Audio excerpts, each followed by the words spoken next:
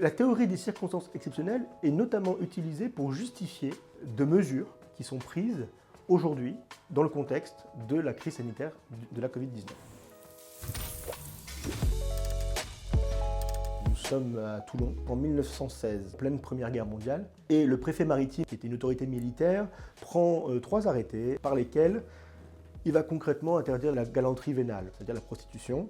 Il va interdire les cafés, bars de servir à boire à des filles, interdire ces filles de racoler et à ces filles de tenir un bar ou d'être employées dans ces débits de boissons. 2 femmes galantes, dont les dames Dole et Laurent, qui ont donné leur nom à l'arrêt de 1919, ont formé un recours devant le Conseil d'État pour annuler, pour excès de pouvoir, les décisions du préfet maritime. Le préfet maritime justifiait de telles mesures en expliquant qu'en l'état de siège, il reprenait les pouvoirs de l'autorité civile et que ces décisions étaient motivées de protéger la santé de ses militaires et d'autre part de sécuriser les secrets militaires qui auraient pu être dévoilés au creux d'une alcôve par ces dits militaires.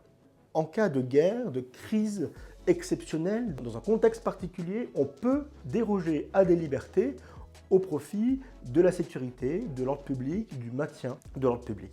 Aujourd'hui, on crée un régime dérogatoire justifié par une crise exceptionnelle, qui est la crise sanitaire. Les décisions qui sont prises sont là notamment pour protéger l'ordre public, mais surtout, au cas d'espèce, la salubrité et l'hygiène publique et éviter la circulation de la Covid.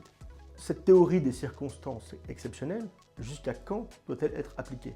Est-ce qu'il y a un moment où la circonstance exceptionnelle devient finalement l'ordinaire?